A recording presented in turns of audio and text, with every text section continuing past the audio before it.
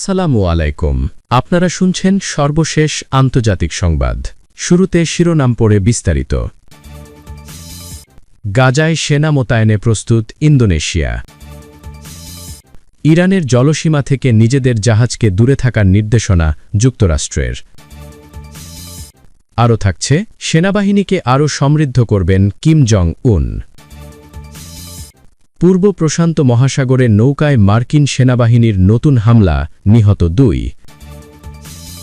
সর্বশেষ থাকছে রয়টার্সের প্রতিবেদন, নির্বাসন থেকে ক্ষমতার দ্বারপ্রান্তে তারেক রহমান। এতক্ষণ শুনছেন সংবাদ শিরোনাম, এখন বিস্তারিত। তার আগে অনুরোধ থাকবে, ভিডিওতে লাইক দিন এবং ভিডিও সম্পর্কে আপনার গুরুত্বপূর্ণ মতামত কমেন্ট করে জানিয়ে দিন। গাজায় সেনা মোতায়েনে প্রস্তুত ইন্দোনেশিয়া। ইন্দোনেশিয়া মার্কিন প্রেসিডেন্ট ডোনাল্ড ট্রাম্পের প্রস্তাবিত শান্তি পরিকল্পনার অংশ হিসেবে গাজায় 5,000 থেকে 8,000 সেনা মোতায়েনের জন্য প্রস্তুতি নিচ্ছে। দেশটির সেনাপ্রধান মারুলি সিমানজুন্তাক সোমবার জাকার্তায় প্রেসিডেন্ট প্রাবোউ সুবিয়ন্তোর সঙ্গে নিরাপত্তা বৈঠকের পর একথা জানিয়েছেন। মারুলি বলেন, একটি ব্রিগেড, সম্ভবত 5,000 থেকে 8,000 সেনা ট্রাম্পের শান্তি বোর্ডকে সহায়তা করার জন্য প্রস্তুত করা হচ্ছে। তিনি জানান, মোতায়েনের বিস্তারিত পরিকল্পনা ও স্থান সংশ্লিষ্ট পক্ষগুলোর সঙ্গে আলোচনার মাধ্যমে চূড়ান্ত হবে। সেনাপ্রধান বলেন, ইন্দোনেশিয়ান সেনাবাহিনীর অভ্যন্তরীণ প্রস্তুতি ইতোমধ্যে শুরু হয়ে গেছে। সেনারা শান্তিরক্ষা বাহিনী হিসেবে কাজ করবে এবং মোতায়েনে প্রকৌশল ও চিকিৎসা ইউনিটের ওপর জোর দেওয়া হবে।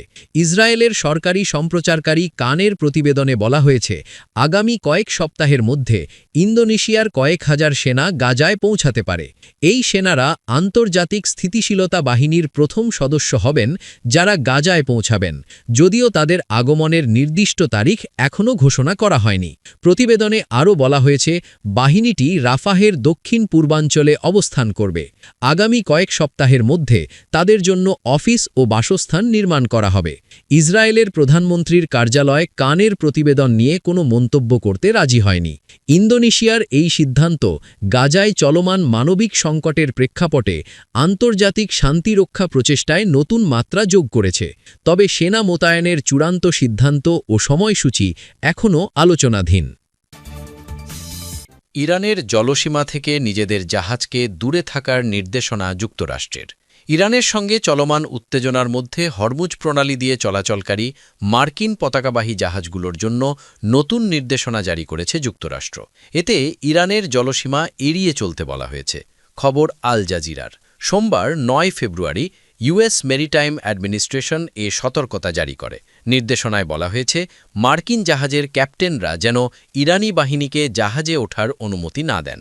নির্দেশনায় আরও বলা হয়েছে, যদি ইরানি বাহিনী কোনো মার্কিন পতাকাবাহী বাণিজ্যিক জাহাজে উঠে পড়ে, তবে ক্রুরা যেন জোর করে বাধা না দেন। তবে বাধা না দেওয়ার অর্থ এই নয় যে জাহাজে ওঠার সম্মতি দেওয়া হয়েছে। নিরাপত্তা নিশ্চিত করে যতটুকু সম্ভব ইরানের জলসীমা থেকে দূরে থাকার পরামর্শ দেওয়া হয়েছে। বিশেষ করে হরমুজ প্রণালী দিয়ে পূর্ব দিকে যাওয়ার সময় ওমানের জলসীমার কাছাকাছি দিয়ে চলাচল করতে বলা হয়। সম্প্রতি ওমানে যুক্তরাষ্ট্র ও ইরানের মধ্যে এক দফা পরোক্ষ আলোচনা হয়েছে। এর আগে কয়েক সপ্তাহ ধরে দুই দেশের মধ্যে পাল্টাপাল্টি হুমকি ও উত্তেজনায় যুদ্ধ পরিস্থিতি তৈরি হয়েছিল। মধ্যপ্রাচ্যের ভূ-রাজনৈতিক অস্থিরতার কারণে বরাবরই বাণিজ্যিক জাহাজ ও নৌপথগুলো হুমকির মুখে থাকে। 1980-র দশকে ইরান ইরাক যুদ্ধের সময় দুই দেশই বাণিজ্যিক জাহাজে হামলা চালিয়েছিল, যা ইতিহাসে ট্যাঙ্কার যুদ্ধ নামে পরিচিত। সম্প্রতি গাজা যুদ্ধের প্রতিবাদে লোহিত সাগরে ইসরায়েল সংশ্লিষ্ট জাহাজে হামলা চালিয়েছে ইয়েমেনের হুতি বিদ্রোহীরা। তাদের দাবি, গাজায় ইসরায়েলি আগ্রাসন বন্ধ করতেই এই হামলা। গত বছরের জুনে ইসরায়েল ইরানে বোমা হামলা চালানোর পর এক ইরানি আইন প্রণেতা হুমকি দিয়েছিলেন, যুদ্ধ বাড়লে ইরান হরমুজ প্রণালী বন্ধ করে দিতে পারে। পারস্য উপসাগর ও ভারত মহাসাগরকে যুক্ত করা এই প্রণালী বিশ্বের জ্বালানি বাণিজ্যের জন্য অত্যন্ত গুরুত্বপূর্ণ। চলতি বছরের জানুয়ারির শেষ দিকে ইরানের বিপ্লবী গার্ড বাহিনী IRGC এই প্রণালীতে নৌমহড়া চালায়। তখন যুক্তরাষ্ট্র সতর্ক করে বলেছিল, তেহরান যেন অনিরাপদ ও অপেশাদার আচরণ না করে। পরে মার্কিন বাহিনী দাবি করে, তাদের একটি বিমানবাহী রণতরীর কাছে চলে আসা একটি ইরানি ড্রোন তারা গুলি করে ভূপাতিত করেছে। সেনাবাহিনীকে আরও সমৃদ্ধ করবেন কিম জং উন। উত্তর কোরিয়ার সেনাবাহিনীকে আরও সমৃদ্ধ করার প্রতিশ্রুতি দিয়েছেন দেশটির নেতা কিম জং উন। গেল ৮ ফেব্রুয়ারি দেশটির সামরিক বাহিনীর প্রতিষ্ঠা দিবসের অনুষ্ঠানে এই ঘোষণা দেন তিনি। এছাড়াও চলতি মাসের শেষ দিকে এক সম্মেলনে আগামী ৫ বছরের অভ্যন্তরীণ ও পররাষ্ট্রনীতির রূপরেখা তুলে ধরবেন কিম। আসন্ন নির্বাচনকে ঘিরে নিজের প্রচারণা জোরদার করেছেন উত্তর কোরিয়ার নেতা কিম জং উন। তার ১৫ বছরের শাসনামলে দেশের কি উন্নয়ন হয়েছে তা নানাভাবে তুলে ধরছেন জনগণের সামনে।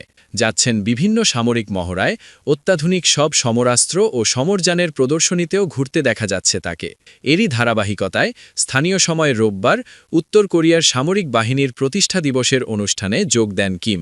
এ সময় সেনাদের উদ্দেশ্যে ভাষণ দেন তিনি। আগামীতে সেনাবাহিনীকে আরও উন্নত করার প্রতিশ্রুতি দেন সর্বোচ্চ নেতা। এছাড়াও চলতি মাসেই উত্তর কোরিয়ার অন্যতম রাজনৈতিক অনুষ্ঠান কংগ্রেসের নবম আসর শুরু হবে। নির্দিষ্ট তারিখ ও এজেন্ডা জানানো না হলেও এটি কয়েকদিনব্যাপী চলবে বলে ধারণা করা হচ্ছে। প্রতি ৫ বছরে একবার আয়োজিত এই অনুষ্ঠানে কিমের পরবর্তী দফার শাসনামলের বিভিন্ন নীতিমালা প্রকাশ করা হবে। বিশ্লেষকদের ধারণা, এবারের নীতিমালায় অর্থনীতিতে স্বনির্ভরতা ও গণসংহতির ওপর জোর দেওয়ার ইঙ্গিত মিলেছে। তারা বলছেন, কিম আবারও পারমাণবিক কর্মসূচি সম্প্রসারণের ঘোষণা দিতে পারেন, যার মধ্যে কঠিন জ্বালানি চালিত আন্তঃমহাদেশীয় ব্যালিস্টিক ক্ষেপণাস্ত্র, মাল্টি ওয়ারহেড ব্যবস্থা, কৌশলগত পারমাণবিক অস্ত্র, গোয়েন্দা উপগ্রহ ও পারমাণবিক সাবমেরিনের পরিকল্পনা থাকতে পারে। পররাষ্ট্রনীতিতে মস্কো ও বেইজিংয়ের সঙ্গে সম্পর্ক জোরদারের বার্তাও আসতে পারে কিমের ঘোষণায়। পূর্ব প্রশান্ত মহাসাগরে নৌকায় মার্কিন সেনাবাহিনীর নতুন হামলা, নিহত ২।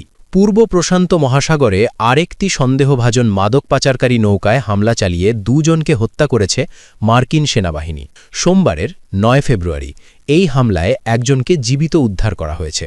বিষয়টি নিশ্চিত করেছে ইউএস সাউদার্ন কমান্ড বা সাউথকম। খবর আল জাজিরার। সাউথকম এক্সে সাবেক টুইটারে জানায়, ৯ ফেব্রুয়ারি সাউথকম কমান্ডার জেনারেল ফ্রান্সিস এল ডোনোভ্যানের নির্দেশে joint task force southern spear মনোনীত সন্ত্রাসী সংগঠনের পরিচালিত একটি নৌযানে প্রাণঘাতী কাইনেটিক হামলা চালায়। এতে আরও বলা হয়, হামলার পর জীবিত এক ব্যক্তিকে উদ্ধারের জন্য অনুসন্ধান ও উদ্ধার অভিযান শুরু করতে যুক্তরাষ্ট্রের কোস্ট গার্ডকে অবহিত করা হয়েছে। কোস্ট গার্ডের এক মুখপাত্র সিএনএনকে দেওয়া বিবৃতিতে বলেন, ইকুয়েডরের মেরিটাইম রেস্কিউ কোঅর্ডিনেশন সেন্টার অনুসন্ধান ও উদ্ধার কার্যক্রমের সমন্বয়ের দায়িত্ব নিয়েছে এবং যুক্তরাষ্ট্রের কোস্ট গার্ড প্রযুক্তিগত সহায়তা দেবে। ট্রাম্প প্রশাসনের অধীনে পরিচালিত অপারেশন সাউদার্ন স্পিয়ারের অংশ হিসেবে সন্দেহভাজন মাদকবাহী নৌকায় চালানো হামলায় এখন পর্যন্ত অন্তত ১২১ জন নিহত হয়েছেন বলে জানা গেছে। প্রশাসনের দাবি, এই অভিযান মাদক পাচার দমনে পরিচালিত হচ্ছে। রয়টার্সের প্রতিবেদন। নির্বাসন থেকে ক্ষমতার দ্বারপ্রান্তে তারেক রহমান। ব্রিটিশ বার্তা সংস্থা রয়টার্স আজ মঙ্গলবার ১০ ফেব্রুয়ারি বিএনপি চেয়ারম্যান তারেক রহমানকে নিয়ে একটি প্রতিবেদন প্রকাশ করেছে, Tarek Rahman from exile to age of power. শীর্ষক প্রতিবেদনে বাংলাদেশের আসন্ন জাতীয় নির্বাচনে জয়ের মধ্য দিয়ে তারেক রহমানের প্রধানমন্ত্রী হওয়ার সম্ভাবনার কথা বলা হয়েছে। প্রতিবেদনে বলা হয়েছে, লন্ডনে দীর্ঘ প্রায় ২ দশকের স্বেচ্ছা নির্বাসন শেষে দেশে ফেরার পর ২ মাসেরও কম সময় পর বাংলাদেশের সবচেয়ে গুরুত্বপূর্ণ নির্বাচনে জয় পেতে পারেন এবং প্রধানমন্ত্রী হতে পারেন তারেক রহমান। দিতে পারেন দেশের নেতৃত্ব, যেমনটা তার বাবা-মা দিয়েছিলেন। প্রতিবেদনে বলা হয়েছে, ২০০৮ সালে চিকিৎসার উদ্দেশ্যে লন্ডনে যাওয়ার পর টানা ১৭ বছর বিদেশে অবস্থান করেন তারেক রহমান। গত ডিসেম্বর তিনি দেশে ফেরেন। দেশে ফিরে দ্রুতই তিনি বাংলাদেশ জাতীয়তাবাদী দলের নেতৃত্বে সক্রিয় হন এবং আগামী ১২ ফেব্রুয়ারির জাতীয় নির্বাচনে পরবর্তী প্রধানমন্ত্রী হওয়ার দৌড়ে সবচেয়ে এগিয়ে থাকা প্রার্থী হিসেবে উঠে আসেন। রয়টার্স বলেছে, সাবেক প্রধানমন্ত্রী ফ্যাসিস্ট শেখ হাসিনার পতনের পর যে রাজনৈতিক শূন্যতা তৈরি হয়েছে, সেই সুযোগেই তারেক রহমানের উত্থান ঘটেছে। এই পরিবর্তনকে অনেকেই বাংলাদেশের রাজনৈতিক ধারায় এক অভাবনীয় ও গুরুত্বপূর্ণ বাঁক হিসেবে দেখছেন। নির্বাচনী প্রচারে তারেক রহমান একটি আধুনিক, গণতান্ত্রিক ও জবাবদিহিমূলক রাষ্ট্র গঠনের অঙ্গীকার করেছেন। তিনি জানিয়েছেন, ক্ষমতায় গেলে এমন সাংবিধানিক সংস্কার আনা হবে যাতে কোনো ব্যক্তি ২ মেয়াদের বেশি প্রধানমন্ত্রী থাকতে না পারেন। তার মতে এতে করে স্বৈরতান্ত্রিক প্রবণতা রোধ করা সম্ভব হবে। অর্থনৈতিক পরিকল্পনার ক্ষেত্রেও তারেক রহমান বেশ কিছু অগ্রাধিকার তুলে ধরেছেন। তিনি দরিদ্র পরিবারের জন্য আর্থিক সহায়তা বাড়ানোর কথা বলেছেন, পাশাপাশি দুর্নীতির বিরুদ্ধে কঠোর অবস্থানের প্রতিশ্রুতি দিয়েছেন। শুধু তৈরি পোশাক শিল্পের ওপর নির্ভর না থেকে খেলনা, চামড়াজাত পণ্যসহ নতুন শিল্প খাত গড়ে তুলে অর্থনীতিকে বহুমুখী করার পরিকল্পনার কথাও উল্লেখ করেছেন তিনি। আন্তর্জাতিক সম্পর্কের প্রশ্নে রয়টার্স জানায়, তারেক রহমান সবার সঙ্গে বন্ধুত্ব নীতিতে বিশ্বাসী হওয়ার কথা বলেছেন। কোনো একক দেশের উপর অতিরিক্ত নির্ভরশীল না হয়ে ভারসাম্যপূর্ণ পররাষ্ট্রনীতি অনুসরণের ইঙ্গিত দিয়েছেন তিনি।